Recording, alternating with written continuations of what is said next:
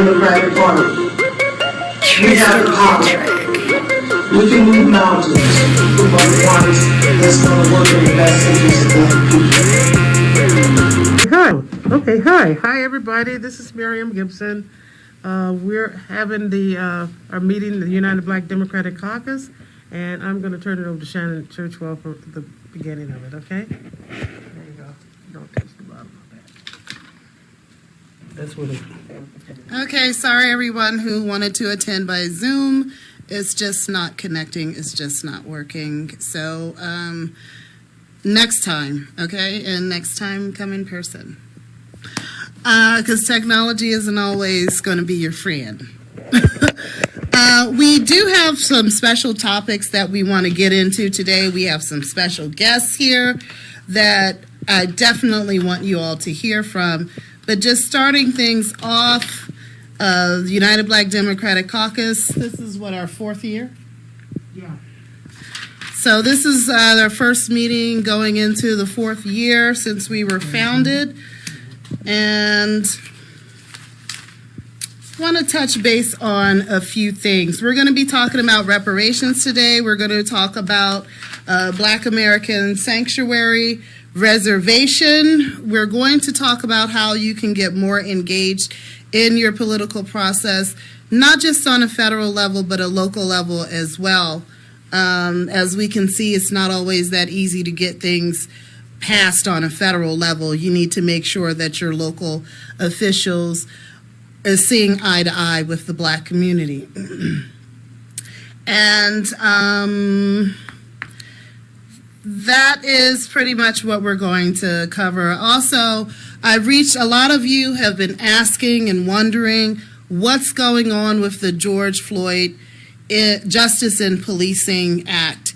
And so I know that Joe Biden said that he wanted it passed by May 25th. So I called our local senators' offices, Senator Jackie Rosen and Senator Catherine Cortez Masto, to just get their understanding of whether they supported the bill, didn't support the bill, what are their feelings on why it didn't pass, and different things like that. And I can give you an update on what information I got. I can say that as of today, as of now, Senator Catherine Cortez Masto, her office totally ignored the questions, totally ignored the phone call, but Senator Jackie Rosen, hi, come on in. Senator Jackie Rosen, have a seat. Senator Jackie Rosen's office, someone from her Las Vegas office contacted me and someone from her DC office contacted me, and I will share with you with what they had to say. Okay? I want to get right into our special guest to speak about reparations. That has been definitely something that has been on the tip of a lot of people's tongues in political circles lately. It was definitely an issue during the past presidential election. Do you support it? Don't you support it? What it would look like? And I know we have some bills, H.R. 40, that passed through the Congress and is sitting in the Senate right now. So I have a special guest, Ms. Kelly Pryor, who's going to talk a little bit about that. And she's from the Friedman Foundation chapter right here in Las Vegas. So I'm going to turn the camera around. Hello, Ms. Pryor. How are you today? Fine, thanks. Can you hear me through my mask? Yes, if you could scooch you up just a tiny bit.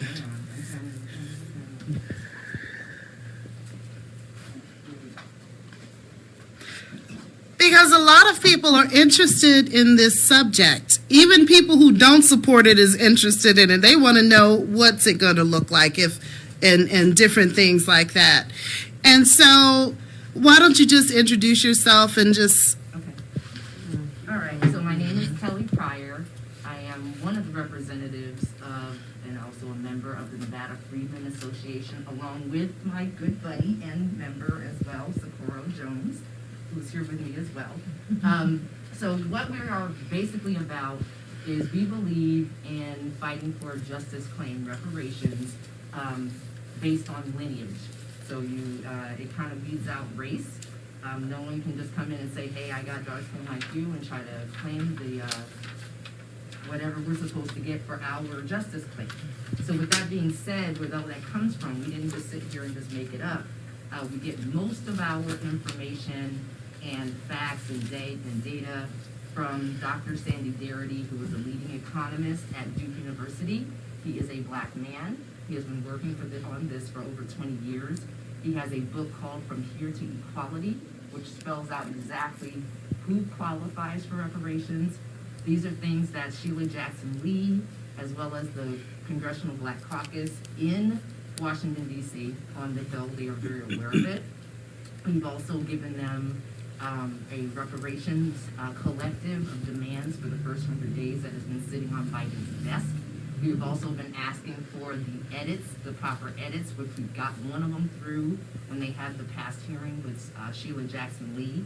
But with that being said, what qualifies you might be saying, okay, reparations, how do I qualify for it? So according to William Darity, and I want to preface it with this, reparations is not a one and done. Reparations is in perpetuity. It is until I tell you that I'm better. It takes you longer to heal from the broken bone. So if we've been disproportionately disadvantaged, held back, however you want to look at it, for over 4 centuries, and it's going to take us at least a certain amount of time before we get back on our feet. As a matter of fact, statistically, it would take 280 some odd, I think it's like 228 years for black people to catch up to the wealth that white people have. And we don't have that kind of time. We don't keep spinning the wheels.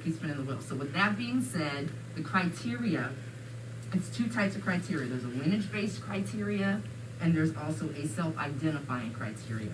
The lineage-based criteria is if you can trace your lineage back to what we call the killing fields of chattel slavery, otherwise known as a plantation. If your grandparents were here in the 1800s, odds are they've come from or descend from that, as well as how that corresponds to us being freedmen. The freedmen are also descendants or were slaves or slaves themselves, but they were also robbed during Reconstruction. There were things we were supposed to get. Abraham Lincoln got assassinated. Jackson came in and gave basically the robbers the keys to the bank. Basically, the same people that were inflicting the harms on us were reinstated, and they basically we were left to the wolves. So with that being said, that's why you have all the massacres. So it's not like we haven't tried. It's not like we're asking for a handout. Reparations is something that is due. So I would encourage anybody that's saying, hey, you're asking for a handout, you need to be able to do it yourself. I dare you to, if you owe some kind of outstanding bill, I dare you to tell the bill collector to quit asking for a handout and hang up. Because that's how stupid you sound. I hate to say it that way, but it's just what it is. So if you don't want the reparations, there are waivers that you can sign saying that you don't want to do it. But because you don't want it does not dictate what the group wants, okay? So with that being said, we have the lineage base that explains that you need to be able to trace your lineage to at least one ancestor to a plantation. On the flip side of that, self-identify at least 12 years before the onset of a reparations program or study commission to focus on reparations. That individuals would have to self-identify as Black, African American, or Negro. So if you've done that, that means you would live in the Black experience. You weren't just, passing or whatever was going on, or you got this and you were fine with this. You need people that qualified for that they lived the Black experience. You were deprived something because when they saw your resume and they saw what was going on, you were not given a job. Something like that on some kind of a documentation, be it driver's license, birth certificate, something that they can see that over a 10-year period that you have identified in that way. And that's pretty much the long and the short of it. It's also an umbrella term. It's not just cutting a paycheck. The money is just a good faith effort that you are going to, there's going to be set-asides that take care of us for lack of a better term, medically, educationally, mentally, socioeconomically, with businesses and things of that nature. So the fear there is that once we get our due, then the capitalistic hierarchy is going to have to be rearranged because we've been tethered to the bottom. And the best example that I can give is, I can give you George Floyd as an example. The cops pull him over. The cop gets money off of arresting him. George Floyd, at this point, his black body, worth money with his failure, say he didn't die. He gets to go to the jailhouse, and now the jail is making money. He goes to court. The judge is making money. The court clerk is making money. This person's making money. But all the money that they're making, and even the prison is making money, and the corporations that can use them as free slave labor, they're making money, all off of this one black body. So with that being said, the people that make this money, they get to go home to their communities and spend that money. Harassed our neighborhoods because there's money in that. They're passing up how many meth labs, how many white people's homes that are doing something they have no business doing to go to my neighborhood. And at the same time, ironically, a lot of these police, and I've seen it actually, you can see the school and you can tell when there's a high dropout rate because somewhere close by is where the police station is, because they know that it's going to be a cute little operation of prison to pipeline. So I say that to say this: white people know what they've done to us. They just don't want to do it. They don't want to do it. So the thing is, it's not about saying that, okay, they don't want to do it, we got to wait for them to give it to us. There are other things, there are other or else's, there are other ultimatums that can sway you to do what you need to do. You want this vote, then you will do what you need to do. Prime example, Marianne Williamson. We did not support her, endorse her, but we did talk with her. She did talk with us and was willing to talk about reparations, and that's how reparations got to the Democratic debate floor during the debates.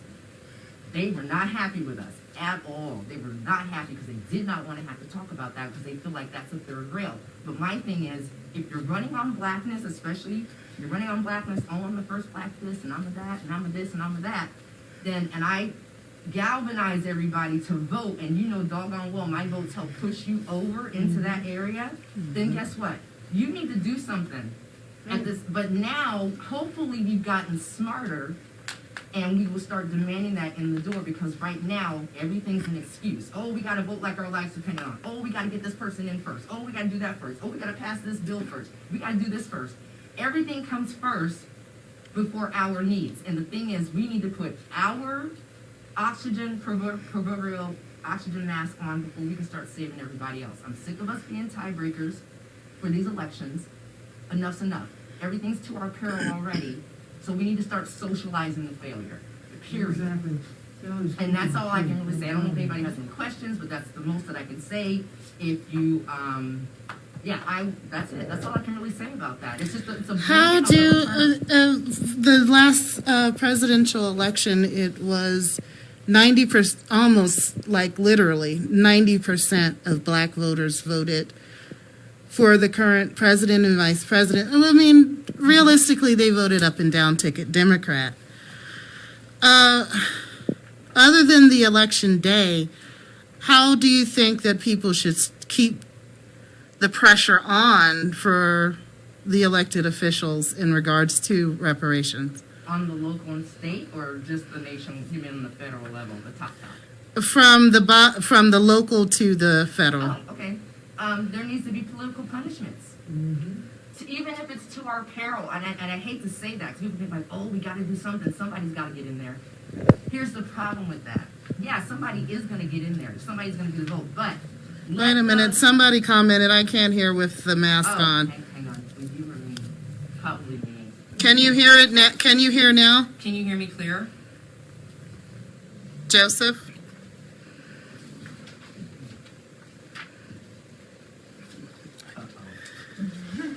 Testing, 1, 2, 3. Can you hear me? Can you hear me? Don't cover the bar, I'm not. Can you hear me? Can you hear me? He's not saying anything. He just said I can. Just keep going. Okay, so you were asking about what should be done. Yeah, to we keep the have pressure to. on them? He said yes. Okay, what should happen is there should be political consequences in the form of people need to be recalled, even if they don't get off of, even if we're not successful in recalling them, they need to know that the attempt was made, and that just sets an example for the person that thinks that they're going to run up in there and just do anything willy-nilly, and it sets an excellent example for when that person gets in there, then they know as they climb the ranks of the political hierarchy that they know if they try that again that this could possibly happen again. But that's the thing, nobody wants to rock the boat. They're so afraid, and we have unfortunately, even though black people writ large, we have voted Democrat loyally for 60 years. But how do we rock that boat? Because, and it's not that we don't want to vote Democrat, but something has to get the attention. And a lot of black people, they just are afraid to rock the boat. I think when we say a lot of black people, I'm going to be real because time is of the essence. We have, and no offense to anybody, I'm not disparaging anybody in here because I'm an over too. We have too many boomers that are very selfish and are not thinking about the generation behind them. I'm talking about black people. We are too worried about our 401k, our insurance on our house, our health care. And in the meantime, while you're doing that, you're leaving us vulnerable to the drama that's going on. So what you're seeing happening is you're seeing the louder voices being galvanized to vote. We told you guys when we knocked Kamala Harris out of the Democratic the debates in the very beginning. Clyburn, all he had to do was have a freaking fish fry and some freaking butter biscuits, and that's what got her back in. We told you we didn't want her. And now she got in there a couple days ago and said that there's no racism in America. So my thing is that there needs to be political punishments. Even if you feel like it's to your peril, it's already to our peril. Right. We've left people vulnerable. That is the main thing, to let them know you are not comfortable. You cannot sit there and steal paychecks on my watch. This is not your little tenure where you can just sit back and haul all the bill draft edits or bill draft requests or whatever's going on. You just say enough, you lead in with 33% of the black women are dying, on giving birth. And then you end with, you're going to do something with Hispanic women. That needs to be punished. That needs to be checked immediately. Those are the things that they will respond to. Even Barbara Bass told us personally that politicians respond to pressure, not applause, period. So that's what needs to happen. And that's it. They need to have political punishment. Nobody's getting punished. Now, on a local level, I did the statistics. It's about 12% African Americans in the state. Now, and I've seen these elections where people have lost by very few votes. It's very important, very important. I want all of you listening, and of course everyone here knows, it's very important that we vote and that we know what we're voting for. It's not who we're voting for, it's what we're voting for. And, a lot of people were just so celebratory that Trump was out, that we got a half Jamaican and Indian vice president. But when you look at the reels, rewind the reels, Kamala Harris said she was not going to, she said it. Do you support reparations? No. She said it, no mixed words, no. You know what I mean? These are all the disparities that I see. You're in this ditch. I know you're in this ditch. I know why you're in this ditch. Well, are you going to do anything for black people? I'm not going to say I'm going to do anything just for black people. So she said that. And, when people are telling us who they are, why don't we believe it? Yeah, but the thing about it is, she's going to tell us that she is not going to do anything specifically for black people. She told you that. But the point about it is, she riding on the fact that she's a half black, yeah. person. No, that she's a black person. She didn't say no half this and that. She's black, but she's not a descendant of African slaves. Correct. She don't have the Trace her same lineage experience here. There's as a African difference. Americans do. It is a difference. There's a difference. Even Barack Obama. Exactly. He's not one of us either. No, he's and that's not. a problem, and I'll tell you why. It's fine. First of all, we're not a monolith. No, that's But right. you can't identify with what I'm going through and then come here and speak for me. No. That's dangerous. I No. can't go to Jamaica and tell them what they need to do because I haven't lived their experience, and neither has Kamala. And I'm No. not slighting her. She comes from two affluent family members. They came here as professors. That's whiter than some of the whitest people living in a rural town right now. Okay, and then when the times got tough, when she was talking about all this, with the 60s and the rioting and everything else, her mommy took her to Canada. Her neighbor is Justin Trudeau, who is now the president of Canada. That's who she grew up with. She does, and I'm not knocking her for being affluent.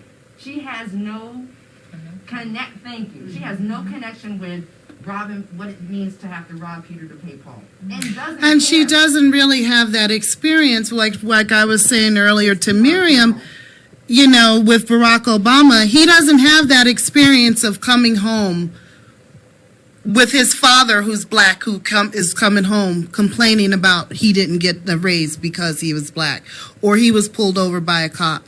So, it's different even if you're a black person that was adopted by a white family. It's different when you don't have that experience and that frame of reference.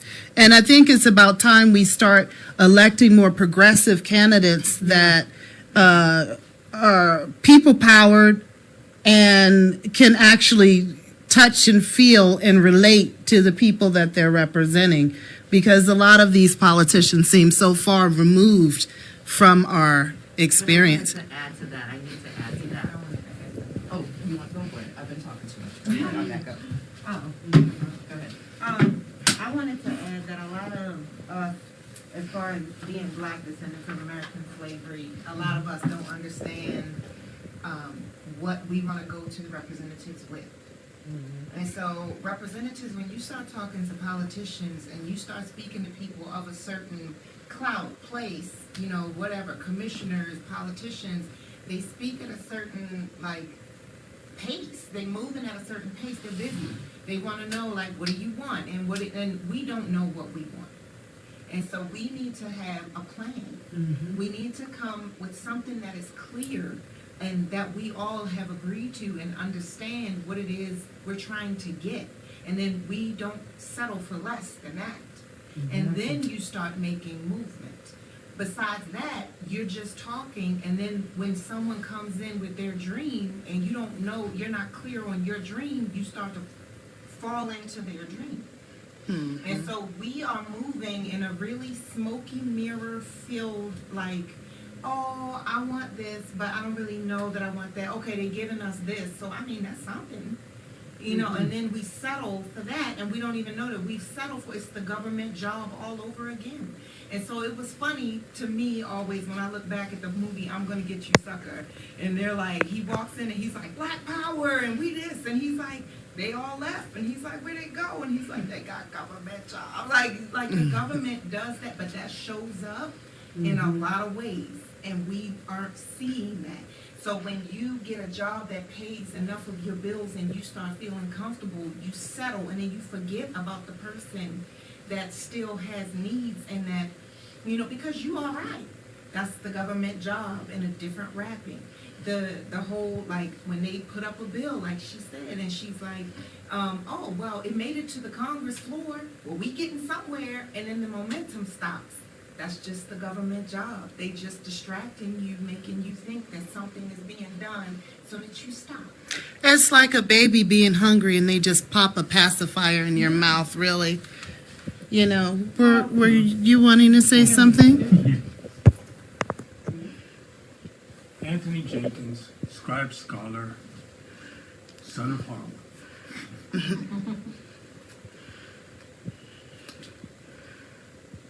What I want to respond to is pretty much you touched it on point, and I compliment you for that. And as an added point that you were making about, well, let's pretty much say that the boomers, we got laxed. We became complacent. We became lazy. We thought that And I fault, this is another thing I fault, the boomers. The boomers that were there during, when they were struggling hard to get the voting rights. The ones that came, the ones after us, they weren't even born.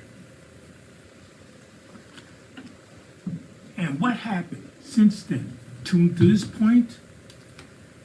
We fell into lax and into complacency for them to do what they're doing now.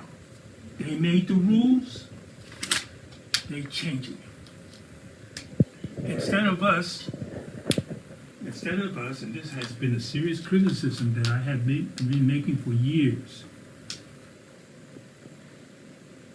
you became complacent. You didn't keep on their asses as you initially did to get as much as we gotten, but you didn't keep up the heat. You turned off the burner after you cooked your meal, and it wasn't even finished. All the seasoning didn't even make it better. So we became complacent.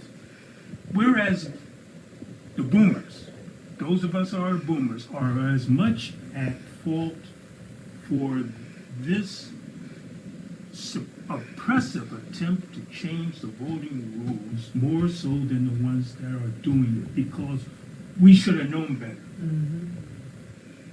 But we became lazy, we became complacent. We were satisfied with what we got and said, okay, we did our job, we can relax. No. Just as Frederick Douglass said, agitate, agitate, agitate. Malcolm said similar things. You keep them on. And even with Muhammad Gandhi, in his efforts, kept on their asses until they got the British out. They walked out. They walked out. They didn't let up. That's why when I was looking at that mural of all those faces, about half a dozen of them I have known and personally talked to, and they inspired me to continue the work that I'm doing. That's what we need. Only those of us that have been there, experienced that knows police brutality, that knows poverty, that know what it was like being without,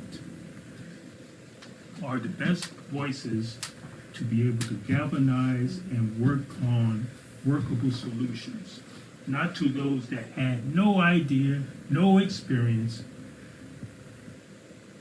and as you said, no disparaging to them. They are what they are. They are what they are. They are what they were. So we can work with that. What they don't know, they can be educated.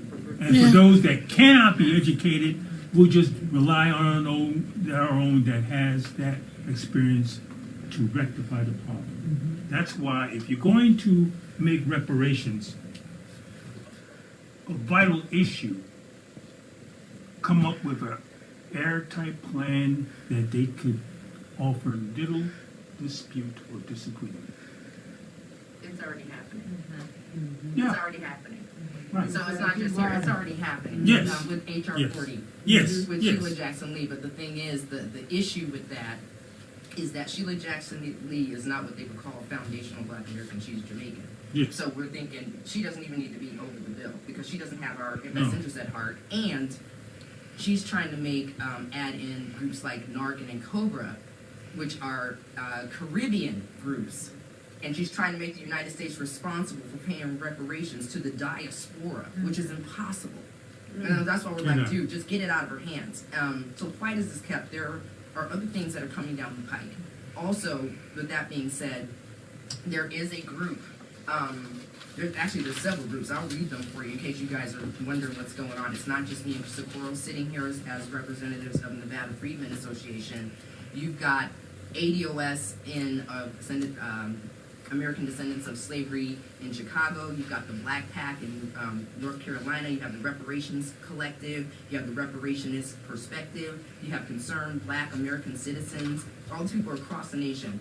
National African American slavery descendants, American Redress Coalition of California, you have Be the Tower, you have Reparations Now Coalition, you have We Fit DC, you've got ADOS in Washington DC, in the DMV region, in Virginia, in Detroit, Michigan, in Tucson, Arizona, in up and down, even Inland Empire of California. So we are all over the place, working on things on a nationwide level when there's calls to action. When things are going on, we have people tracking that on a nationwide level. Also in California, one of our groups, which I love them to death, they've renamed themselves NAASD, the National African American Slavery Descendants. They are responsible for the AB 3121 bill getting passed by Governor Newsom in California. And also, you know, with all of our collective help to help Ice Cube, so shout out to him, even though Biden gave him a hard time, but Ice Cube was really instrumental in getting the governor in California to sign that bill.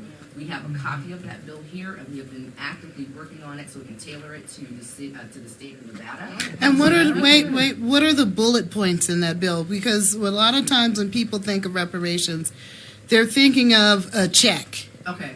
a monthly check.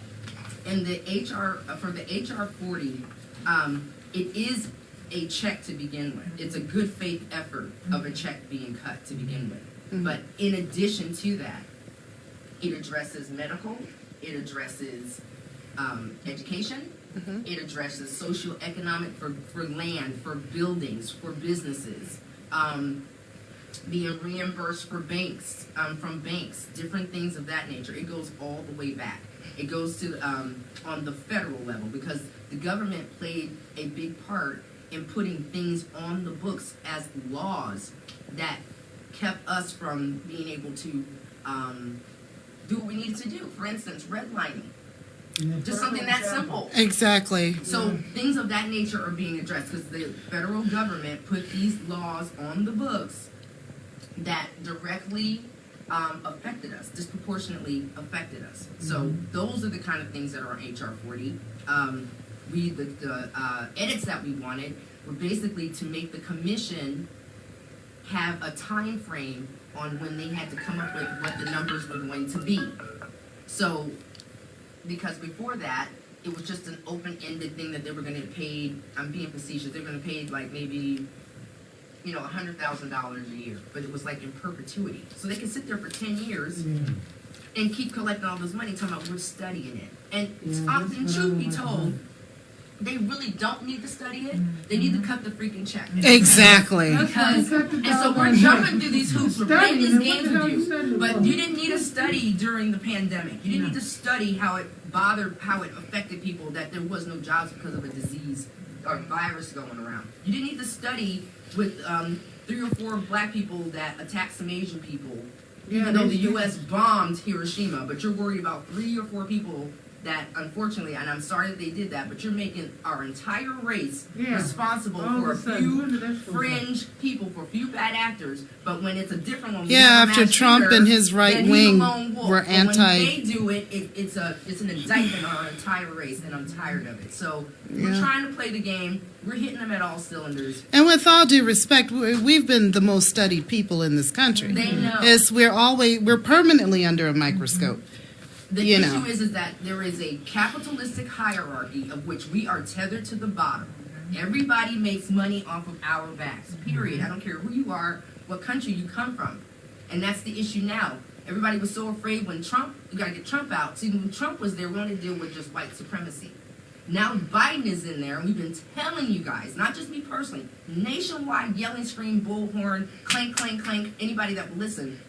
Now that Biden's in there, we have anti-black racism from Asians, from Jewish people, from Hispanics, from Muslims, you name it. Now we have all these different collaborators that are showing their allegiance to white supremacy. So instead of us just dealing with one, because everybody was so afraid of Trump was giving the smackdown to all of them. That's why they were crying, trying to tell black people, come on, you have to vote, so they could feel better. Because now they're fine, and now we're sitting here, we're being told that there's no racism in America.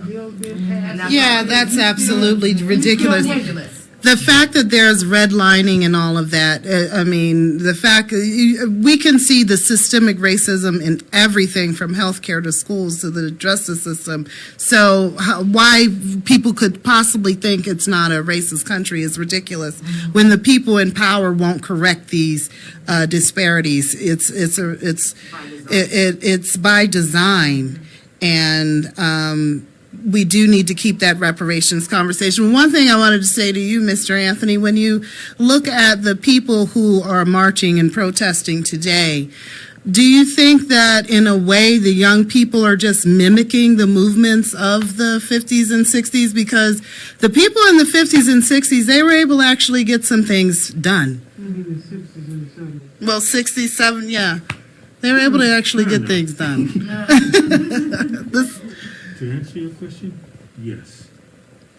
They're mimicking. They're mimicking rather than knowing what are they actually doing. Because they don't have, it's like, okay, it worked for them, but they don't know why it worked for them. They don't have a plan. They don't have a format as to, okay, you want to protest why? Because of this, that, and the other. They don't have a this, that, and the other. They are reacting, not responding. And that's the difference. They are mimicking. Yeah. I really feel strongly, my parents see things differently than I do, right? My dad, he is a Vietnam vet, and he bought land and built the house that I grew up in with his bare hands. So his credibility, and he marched with King, and he has a different way of looking at politics that we get into all the time. But with that being said, one issue that I've always had with him is he harbors his knowledge like he cannot give it to me. Yes. So the problem is I'm hungry to have what it is that you have come through. I want to respect you, but you won't give it. They have a mentality like this old school mentality, and I'm from Baltimore. We call it old head. They have an old head mentality of you should know. You ought to know better than this. You ought to know better than that. You need to watch and learn. Don't ask me so many questions. Stay out of old folks' business. Like, I get it, but now we don't get it. We don't have a land. We don't have a map. We don't have instructions, but we still expected to have the resolution. And so I'm a protester. Like, obviously I'm passionate. We can see that. But I mean, I'm out here, and I know why though. But what I saw was, sometimes the police would just aggravate us. And people would respond to that when the truth about protesting is you've gotten to a point that you're standing here because no one is going to tell you no anymore. But they're out there because they want their voices heard, and they want to Instagram, and they want to be seen out here fighting for something. But no one has had a conversation with them in a real way to say, you may get your head knocked in. Do you really want to do this? Or this is what we're really doing this for. Do you really want to do this? Do you understand that we're going to stop at this place, but only if we get this? Like, there's no negotiation, there's no understanding, because that hasn't been passed down. And I am also a teacher of 20 years. So teaching and breaking things down and making things simple, I think I did that because my father wouldn't do it for me. And so I go and try to help other people understand, because nobody did that for me. And I know how important it is, because when I was out here floundering, before me and Kelly really started getting into the information and education about our own ancestors and people, which was not given to me in a mostly Jewish school. I knew that we were going to be out for Hanukkah. I know Hanukkah songs. I know Hanukkah days, but I don't know all the black ones. And I didn't know how much we had contributed to hair, hip hop, makeup, music. Like, I didn't know all of that, but I know.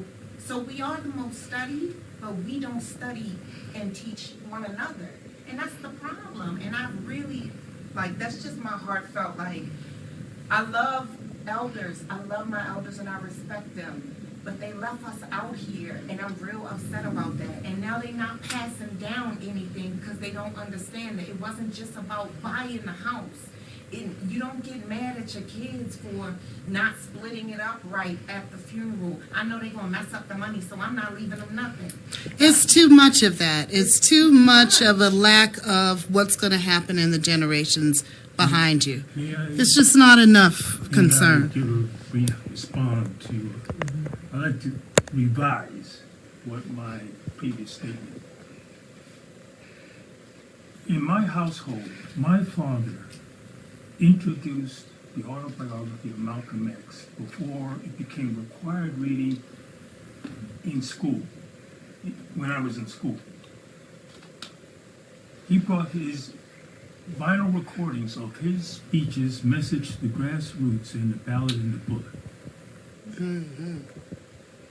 That was my earliest introduction to anything culturally black. It wasn't until I met Dr. John Henry Clark, Dr. Ben Yakiman, Francis Cress Wellesley, notables, Kwame Ture. I met them, I went to their lectures, their talks, person-to-person talks. I learned a great deal out of that. And out of that, I found my purpose. I became affiliated with groups that did homeless feedings, mentoring programs, for the whole various things needed to be done in the community. And one of my purposes was to continue all the knowledge and learnings that I have learned from these notables and continue. This is what I did in Harlem and New York for over 30 plus years. And I've only been in Las Vegas for reasons which is another story all to itself, for me to be here in Las Vegas, which was going to be initially a short stay. Because when I came here, and I don't make no apologies for it, I found nothing. Virtually a dirt, literally a desert of any black culture in my initial being here in Las Vegas. Up until I went to the art center, the West Las Vegas Art Center, when they had the Kwanzaa Festival, and when I met Dr. Al Guri. That was the oasis. Figuratively speaking and literal. That was the oasis that I needed to say, wait a minute, I can continue my work here. Because they got nothing. But you have it all to share it to them. So that's why I ended up staying longer than I had originally anticipated and continue to work. And just recently, Dr. Guerrier has selected me to assist him in his Smith Foundation project for a series of study group lectures in the fall. That's wonderful. Okay, now I know that we're short on time. I just wanted to make sure I just want to keep it moving. We're having some great conversation. We are definitely having some great conversations here. One of the other things I wanted to touch on was the issue that I had started a petition for, and I wanted to create a committee for, was the idea of having a Black American sanctuary like a reservation. Now, with this particular climate, I know we've touched on reparations, and that's something of things that have happened, slavery, different things that happened a long time ago. We still are in a situation where we are very much an oppressed people. You know, that, and it's, we have never been whole. We've never been made whole in this country.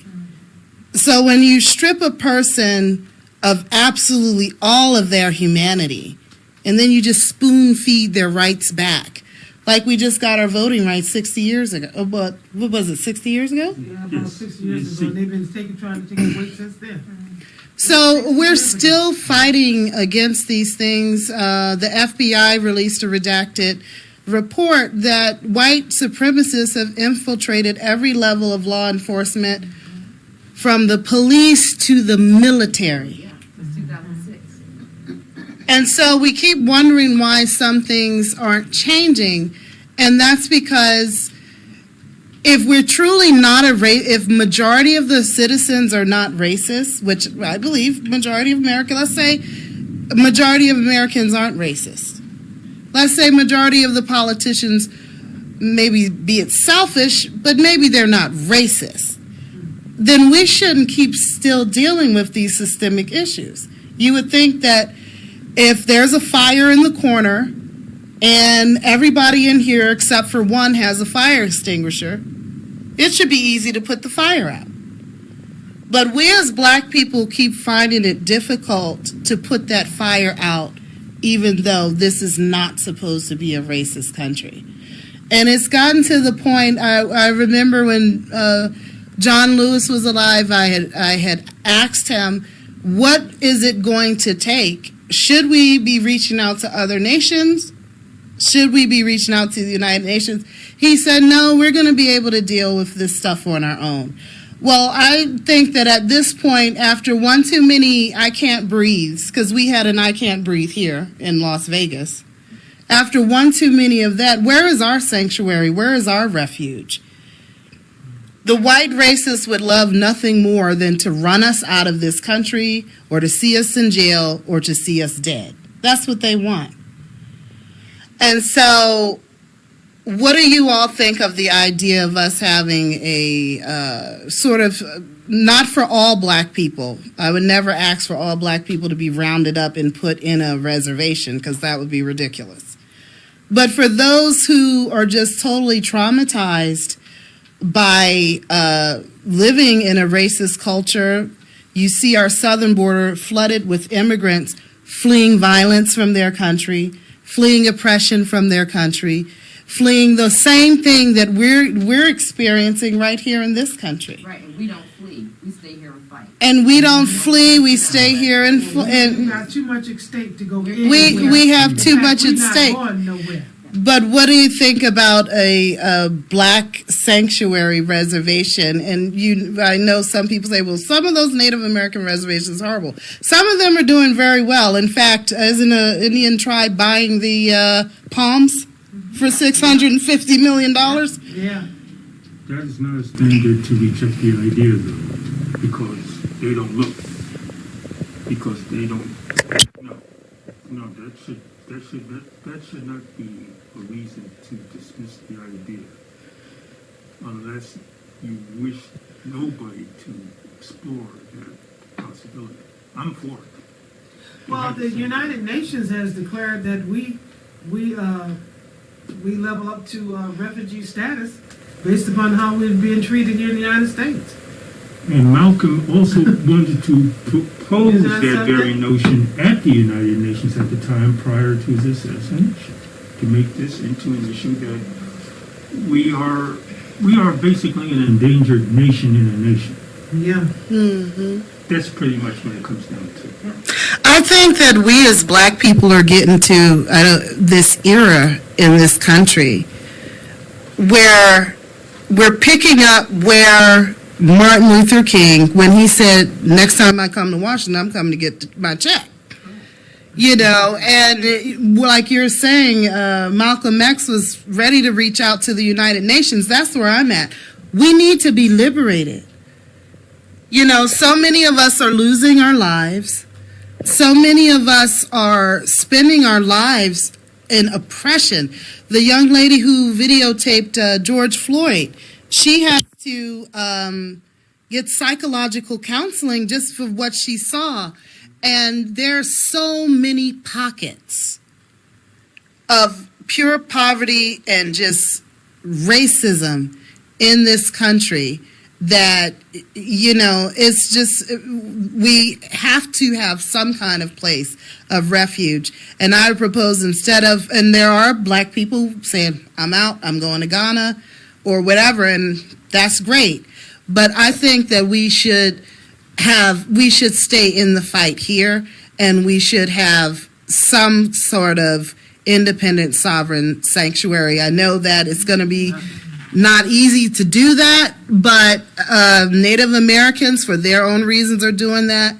But I am all for an independent, sovereign Black reservation. It could be here, wherever they want to give it to us, as long as it's not in a swamp somewhere. I'm good. I think you should pick it. That's the thing. I wouldn't trust what they would say that they're going to give you, because you'll end up on sand. And I also think that with the mindset with that needs to come with there being some kind of money is being given to you, to us. And I say that because I'm not trying to get rid of racism. I'm just trying to make sure that I am financially secure, that if you do call me up, whatever you want to call me, you're going to do it all the way over there. You know why? Because I got enough money. I got enough money to match you lawyer for lawyer, weapon for weapon, doctor for doctor, whatever you, private plane for private plane. So now you have to take that somewhere else. Right. So I'm not trying to eradicate it. I just want to put myself in a financial position where you can't harm me anymore. That's Exactly. what I It's want. about And so I safety. think it's about getting the money as opposed to them saying, okay, we'll give you some land, because they notoriously, it's the long running joke. Our pain overall is their pleasure. It's an inside joke. They call it their pain porn. It's Yeah. pain porn. Yeah. It's pain porn. So I had asked for that, the land and the funding for us to have our own sovereign, independent, like the reservations, they're considered technically nations within this nation. So it's well over 7,000 people have engaged me with that. And a lot of people have expressed interest in that. It's just a matter of putting the committee together. So this caucus is definitely going to be doing that, putting together a committee to work on that. And we're definitely going to have members that want to work with the reparations issue with you all.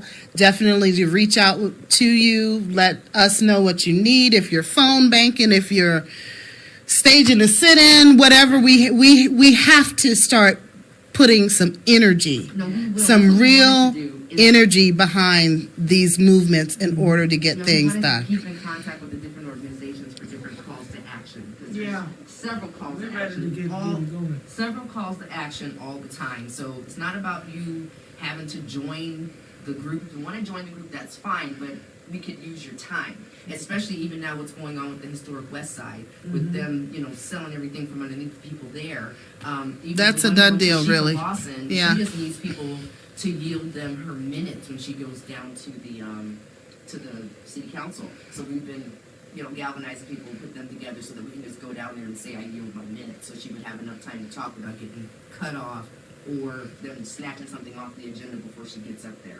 We have to things be like a that. community of activists, because sometimes somebody may only have 3 hours of the Correct. month. Correct. But when you have 10,000 people, I got 2 hours here, I got 3 hours there, it can really make a difference. And that's why I want to swing things around to Mr. Wise. Thank you for being with us.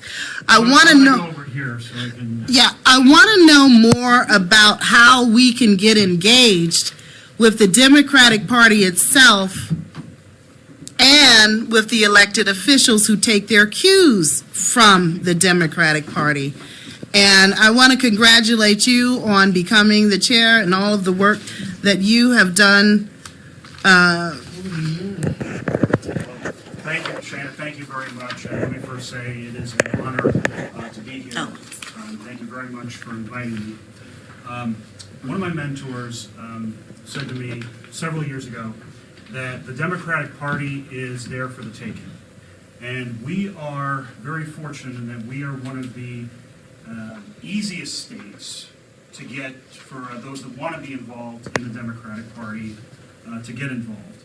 And very recently, we went through, we did something that people across the country thought was impossible. Some very, brilliant and passionate individuals who were advocating, for genuine reforms, both, within the party and for, pushing policies that actually do something. We swept the elections at the state level. And I'm chair at the county level, And I can tell you now, there has probably never been a better time for those that are advocating, for genuine, reforms, in all areas, who are interested in fixing all of our social ills, to get involved in the Democratic Party, and that's why I'm here today to talk a little bit about that. So, the Clark County Democratic Party is governed by a body known as the Central Committee. And the Central Committee is the body that determines the direction of the Clark County Democratic Party. We raise funds on behalf of the Clark County Democratic Party. We also charter Democratic clubs and caucuses that represent either regions or constituencies. Now, our main goal is to elect Democrats to every office available. Everything from, nobody runs for dog catcher, but I'll use that, from president to dog catcher. Now, one thing that is changing, though, is, on the books, for, any Democrat is a good Democrat, and, as long as you had a D, by their name, as long as somebody had a D by their name, or, was registered as a Democrat, we back them. And we still have a policy of doing that. But what has changed since the elections in March, when I assumed this position following the state elections, the previous chair of the county became state, so now I'm chair of a county. We also want to elect Democrats of quality. We want to elect Democrats that are going to adhere to our platform. We want to elect Democrats that are going to, advocate for policies that are going to benefit the people, that are going to, benefit the good of this country, not just those that are, have a D, next to their name. Now, in order to become a member of the Clark County Central Committee, the governing body, 2 requirements. Be a registered Democrat in Clark County, Nevada for at least 30 days, and remain a registered Democrat while you're on the Central Committee, and then attend at least 2 out of 4 regularly scheduled meetings each year. 2 out of 4. Be a registered Democrat and attend 2 out of 4. Compare that to other states where you actually have to campaign to be on the Central Committee, here, if you register and you show up, you get to have an opportunity to participate, to be engaged, and have your voice heard. Now, we do have requirements on paper, which involved, and I'll go into a little bit about this later, being a precinct captain. However, that's currently not being enforced because we are undergoing some changes right now with our precinct captain program and our Get Out the Vote efforts. So as of right now, if you are interested in being a part of the Central Committee, you're a registered Democrat, and you're willing to attend 2 out of 4 meetings, at least, you can be on the Central Committee. Now, what can you do? Well, like I said, you can help elect quality Democrats up and down the ballot, and determine the direction and action of the Clark County Central Committee. Of additional importance is help develop the Clark County Democratic Party platform, which, again, that's been in the past, just something that, we've had, that we have not, asked our politicians to adhere to. That is changing, so in the development, of the platform goes along with accountability and getting quality Democrats elected. Coordinate Get Out the Vote efforts, which we are undergoing some restructuring with that, as we've seen some of our old methods of getting out the vote have not necessarily been all that effective, and that certain groups have been ignored, marginalized, and taken for granted. All of that again is changing, but as I cannot emphasize this enough, it's also very important that those who have been left out, now's the time to get involved. Community outreach and engagement. And also legislative lobbying in support of progressive democratic policies, progressive policies. This is also something that's changing in that the Clark County Democratic Party has, and just the Democratic Party in general, about electing Democrats, but not being so concerned about what happens, at the legislative level. Again, wanting to hold our elected officials accountable. You can also serve on one or more of the special committees, which I'll go into in a moment, and also serve as a party officer or as a commission representative, which I'll go into next. So we currently have seven standing committees. We have the Political Organizing Committee. That's the committee that's primarily in charge of electing Democrats. We have the Budget and Finance Committee that's involving the management of our funds. Community outreach and activism, fundraising, communications, rules and bylaws. That committee is going to be particularly important because for those of you that are familiar with our bylaws, they need some work and they need some input. And again, in our efforts to make sure that all Democrats, are heard and represented, so too does, structural change need to happen inside of the Democratic Party. And then we have the Dispute Resolution Committee, which is elected by the Central Committee. And when there's disputes, issues related to bullying, etc., that's the committee that takes care of that. And we also have 4 special committees right now, and three, maybe 4, maybe all of these may at some point become standing committees. Technology, community engagement, policy and platform, and the Get Out the Vote restructuring, which again, we are working on improving our efforts to ensure that we reach out to all communities and with our Get Out the Vote efforts. And then I'll just go briefly over the officers and commission reps. The chair, that's me, spokesperson for the Democratic Party. The first vice chair is the political director. The second vice chair is in charge of fundraising. The third vice chair is the community outreach individual. The third vice is the liaison to all of the clubs and caucuses. We have the recording secretary that takes the minutes and handles the roster. The corresponding secretary that involves communications. Sakina, right over there, sending out emails and correspondence and our social media. Treasurer handles the money. And then the commission reps, we have one commission rep for every commission district. They are the ones primarily in charge of the Get Out the Vote efforts and on the ground. So let me just give you some important dates, and I'll be happy to take any questions here. Our next central committee meeting, where on the agenda is for the central committee to officially approve the rechartering of the United Black Democratic Caucus. That will be Saturday, May 15th at 1 p.m. This will be a virtual meeting.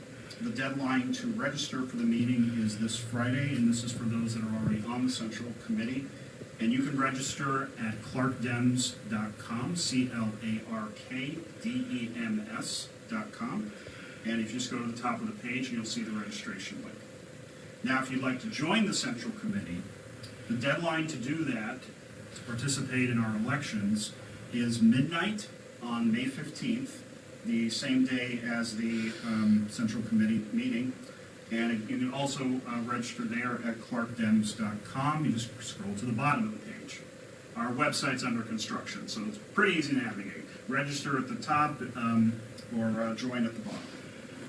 And for those of you that might be interested in seeking an officer position, we are tentatively approved a combined in-person virtual meeting, in-person and virtual meeting. Again, this is tentative for our elections. We are carefully monitoring the COVID situation, the vaccine rates, and all of that. We are very much committed, along with and just our general philosophy, to ensuring that, in corollary with everybody having a voice, that every vote counts, and that everybody who wants to participate is able to do so. Those elections will be held on Saturday, July 17th, also at 1 p.m. If you're interested in running, you must be on the Central Committee to run, and you must be a registered Democrat for at least 90 days to run. And all positions will be open.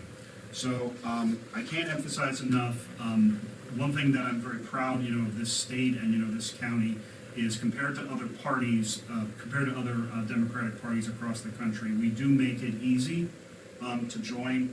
And as I said at the beginning, the Democratic Party is here for the taking. So if there's something, that you want to see happen, you want to make your voice heard, you're a Democrat, join the Central Committee, because we want to hear from you. Thank you. Thank you. Any questions? There are. Any questions? I have a question. Yes, So, say for joining the committee, yes. and we want to push for something like a movement. We want to push for an issue to be addressed. Yes. How does the committee address, like, if we come to them and say, hey, you know what, we have a black agenda, Yes.